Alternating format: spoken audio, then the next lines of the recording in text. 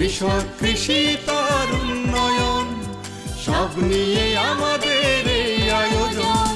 বাংলার কৃষি, বাংলার কৃষি, বাংলার কৃষি।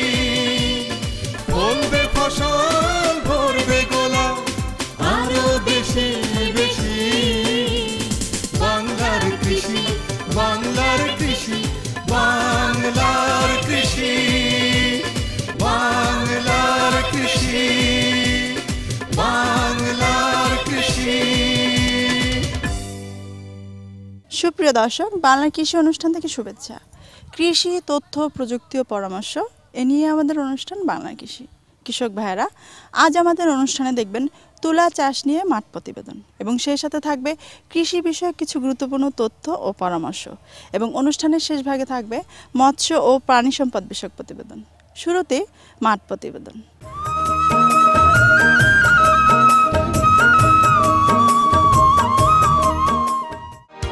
তুলা আমাদের দেশে আঁশ জাতীয় অর্থকরী ফসল।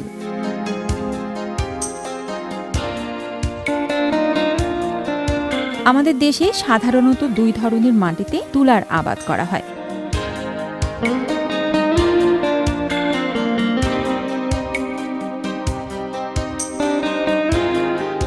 একটি হচ্ছে সমতল ভূমিতে, অপরটি পাহাড়ি অঞ্চলে।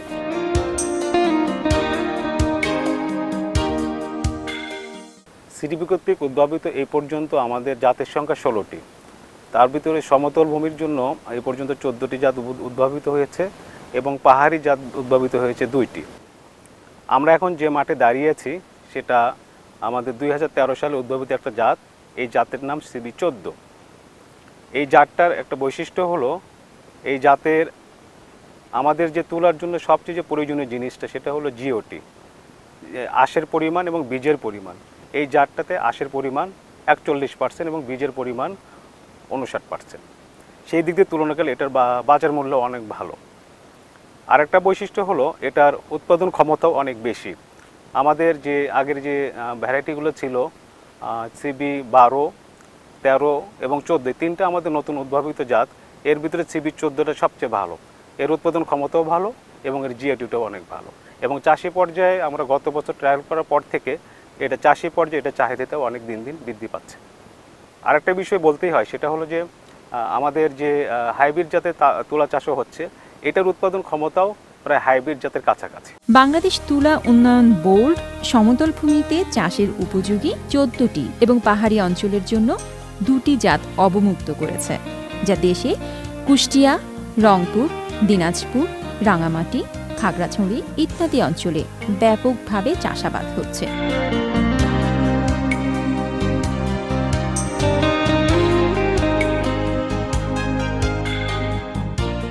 তুলা এমনই জায়গায় হয়, বেলে মাটি, সেখানে কোনো ফসল হয় না। সেখানে কোনো ফসল হয় না। এই তুলাটা বললে তোলার পর আবার তিল অথবা অন্য শাকসবজি, বা আমি গমের আবাদ করছিলাম গত বছর, গমে ভালো ফলন পাইছি। গত বছর পাইছি 71 মনের কিছু বেশি, কিন্তু আমার খরচ গেছিলো 56,000, কিন্তু আর 1 লাখের কিছু উপরে আমার ছিল। কৃষক ভাইরা শুনছিলেন তুলা চাষে একজন কৃষকের মতামত। এবার শুনুন 1 বিঘা জমিতে তুলা উৎপাদনের আয় ব্যয়ের হিসাব। 6 থেকে 7,000 টাকা, আর এর মোট উৎপাদন হয় 10 থেকে 12 মণ। এই 10 থেকে 12 মণ তুলা বিক্রি করলে আমরা পাই 25,000 টাকা। তাহলে আমাদের নেট ইনকাম হচ্ছে 18,000 টাকা। শুধু তাই নয়, এই 8,000 টাকা তো আমরা পাচ্ছি। এই তুলা ফসলের সঙ্গে আমরা সাথী ফসল উৎপাদন করি। সাথী ফসলটা কি? একই জমিতে একই সময়ে স্বল্প সময়ের জন্য অতিরিক্ত ফসল হিসেবে 2 বা ততোধিক ফসল চাষাবাদ করাকে সাথী ফসল বলে। এবং ওই সাথী ফসলগুলো আমরা কি? সাথী ফসলগুলো আমরা উৎপাদন করছি লাল শাক, মূলা শাক, গিমা কলমি। সাথী ফসলগুলো আমরা উৎপাদন করতে আমরা 2 বা 3 বার আমরা সাথী ফসলগুলো নিতে পারি এই সময়ের ভিতর থেকে। আর এই সাথী ফসলটা বিক্রি করেও আমরা 4 থেকে 5,000 টাকা পাচ্ছি। তাহলে আমাদের 18 থেকে 5 মোট 23,000 টাকা আমাদের আর্নিং হচ্ছে।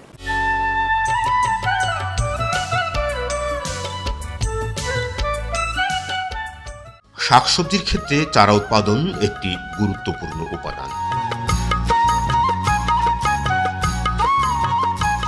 উন্নত মানের চারাতে নির্ভর করে ভালো ফলনের। আমাদের দেশের কৃষক ভাইয়েরা চারা উৎপাদনের জন্য নানা রকম পদ্ধতি অবলম্বন করেন। বীজতলা তৈরি এর মধ্যে অন্যতম।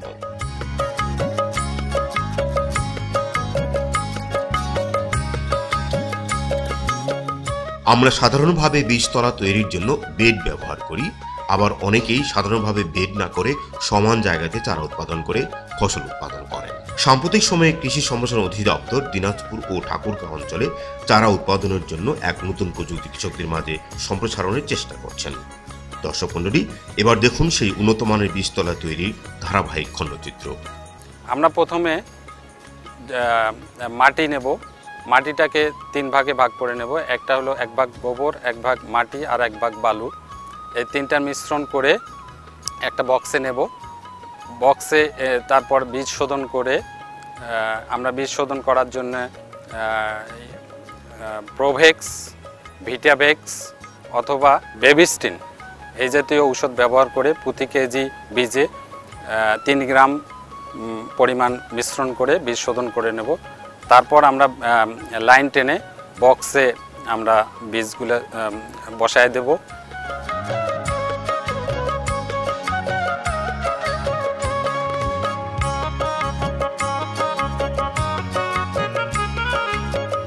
এরপর বক্সে অল্প পরিমাণ পানি দিয়ে ভিজিয়ে দেব।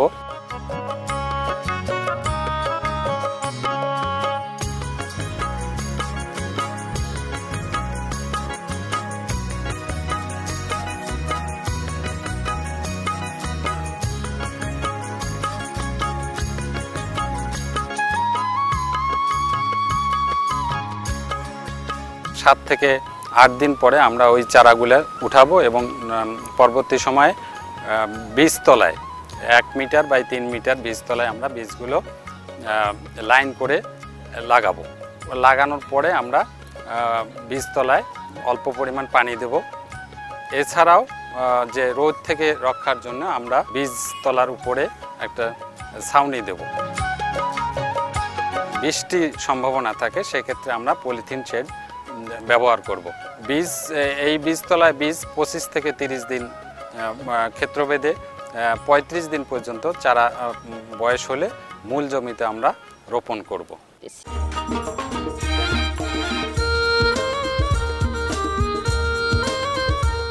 সজিনা আমাদের দেশে অতটা জনপ্রিয় সবজি না হলেও এটি একটি অন্যতম বৈশিষ্ট্যের অধিকারী সবজি ফসল। সজিনা গাছের কাণ্ড, পাতা, ফুল সবই খাওয়া যায়। সজিনা শুধু সবজি না, স্বাদে, গুণে, পুষ্টিতে এবং বিশেষ করে ভেষজ গুণে এটি অনন্য ফসল। সজিনা খুব সহজে যে কোনো মাটিতে জন্মায়।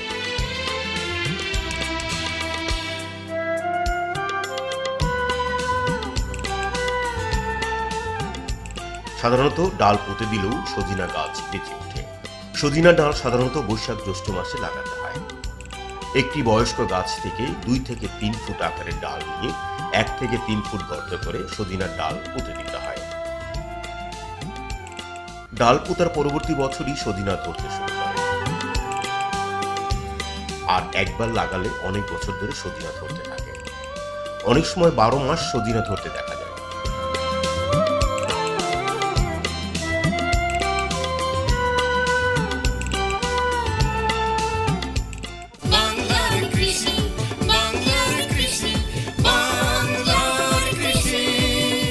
দেখছেন বাংলাদেশ টেলিভিশনের প্রতিদিনকার কৃষি বিষয়ক অনুষ্ঠান বাংলার কৃষি। সঙ্গেই থাকুন। এবারে মৎস্য বিষয়ক প্রতিবেদন।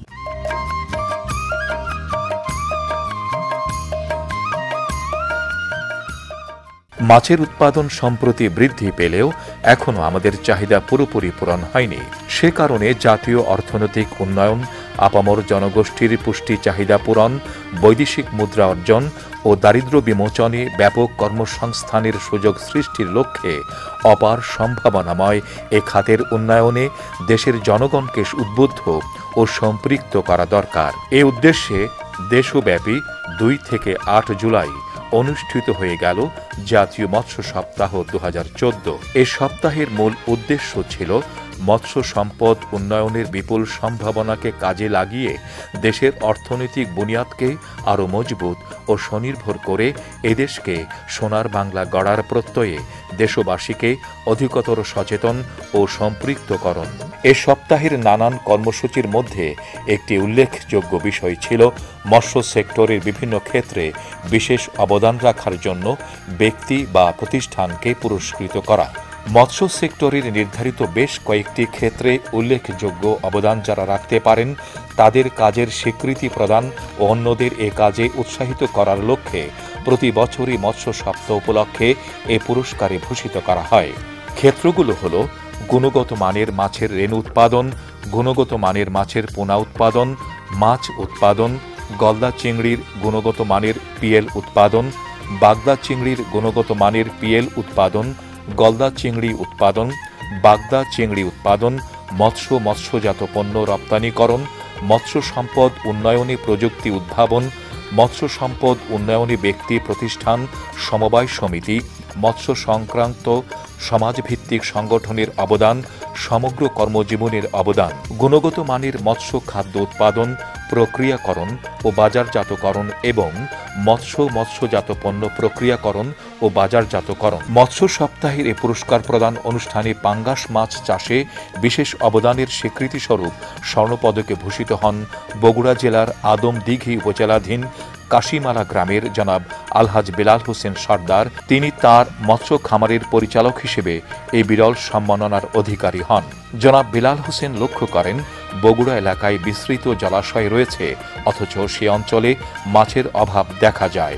বিষয়টি উপলব্ধি করে দীর্ঘদিন ধরে তিনি মাছ উৎপাদন করে আসছেন। তারই ধারাবাহিকতায় 2013 সালে 24 হেক্টর আয়তন বিশিষ্ট খামারে পাঙ্গাস মাছ চাষ করে 2200 মেট্রিক টন মাছ উৎপাদন করেন। হেক্টর প্রতি উৎপাদন ছিল 100 মেট্রিক টন, যা এখন পর্যন্ত বাংলাদেশের পাঙ্গাস মাছ উৎপাদনের ক্ষেত্রে সর্বোচ্চ রেকর্ড। তার সাফল্যে তিনি এলাকার অনুসরণীয় চাষি হিসেবে ইতোমধ্যে পরিচিতি লাভ করেছেন। এ খাতে তিনি 2013 সালে 1485 লক্ষ টাকা বিনিয়োগ করে বছরান্তে 1980 লক্ষ টাকা আয় করেছেন। তার খামারটিতে 40 জন লোকের বছরব্যাপী কর্মসংস্থানের সুযোগ সৃষ্টি হয়েছে। পাঙ্গাস মাছ উৎপাদনে তিনি পরিবেশ বান্ধব উপকরণ ব্যবহার করে থাকেন। তিনি মৎস্য সপ্তাহ 2014 এর জাঁকজমকপূর্ণ উদ্বোধনী অনুষ্ঠানে মাননীয় প্রধানমন্ত্রীর কাছ থেকে এ পুরস্কার গ্রহণ করেন। 82 সালে লেখাপড়া বাদ দিয়ে প্রথম থেকে আমি নদী থেকে ঋণ ছোট্ট করে আমার ফাদার সাথে ব্যবসা করতাম। ছোট 4-5টা পুকুর জমা নিয়ে 83 সালতে একটু প্রস্ত করছি, তারপর 84 আরও বড় করছি। আপনার 91 সালে আমি হ্যাচারি করছি। হ্যাচারি করে দেখেছি যখন আপনার তখন আর ওই নদীতে ঋণ আনতে হয় না।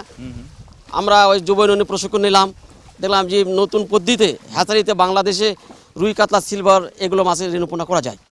আমি এই যুব উন্নয়ন বগুড়াতে প্রশিক্ষণ নিয়েছি। এখান থেকে প্রশিক্ষণ নিয়ে আসে আমি হ্যাচারি চালাইছি। ঋণপূর্ণ উদ্বোধন করে আমি প্রচণ্ড লাভ করছি, ব্যবসা মুনাফা পাইছি। পাওয়ার পর 97 সালে আমি পাঙ্গাসে পোনা নিয়ে আসছি, পাঙ্গাসে ব্রুড নিয়ে আসছি চাঁদপুর থেকে। আচ্ছা, নিয়ে আসা 97 সাল থেকে আমরা পাঙ্গাস শুরু করছি। পাঙ্গাস পোনাতে এত ডেনসিটি দেওয়া যায় পুকুরে, পার ডিসপ্লে 200-220 পিস পোনা দেওয়া যায় এবং 8 থেকে 9 মাসে যার বডি ওয়েট আমি আনি 2 কেজি এবং 2 কেজি 200। আচ্ছা, এবং প্রতিদিন 8 গ্রাম মাছ বাড়াতে পারি। আমার নিজের ফিট মিলে ভালো খাওয়াটা খাওয়ায়। তাঁর জীবনের এ সাফল্য আমাদের অনুপ্রেরণার উৎস হতে পারে। আমরাও নিজ নিজ ক্ষেত্রে উদ্যোগ গ্রহণ করে একদিকে যেমন জাতির সেবা করতে পারি, অন্যদিকে নিজের ভাগ্যের পরিবর্তন করতে পারি, অর্জন করতে পারি বিরল স্বীকৃতি। দেখছিলেন মৎস্য বিষয়ক প্রতিবেদন, আর এরই সঙ্গে শেষ করব আজকের বাংলার কৃষি। বাংলার কৃষি অনুষ্ঠান আগামীকাল ঠিক একই সময় প্রচারিত হবে, দেখবেন আশা করি। আর হ্যাঁ, সেই সঙ্গে জানতে চাই আপনাদের মতামত। আমাদের অনুষ্ঠান বিষয়ে আপনাদের যে কোনো মতামত আমাদেরকে লিখেও জানাতে পারেন। আমাদের লিখবার ঠিকানা প্রযোজক বাংলার কৃষি, কক্ষ নম্বর 215, বাংলাদেশ টেলিভিশন ভবন, রামপুরা, ঢাকা। আমাদের ইমেল অ্যাড্রেস banglarkishi@ais.gov.bd এবং ফেসবুক আইডি বাংলার কৃষি। এছাড়াও অনুষ্ঠানটি ইউটিউবেও নিয়মিত দেখতে পাবেন। দর্শক, আজ এ পর্যন্তই। সকলকে ধন্যবাদ। কৃষক, কৃষি তার উন্নয়ন, সব নিয়ে আমাদের এই আয়োজন। বাংলার কৃষি, বাংলার কৃষি, বাংলার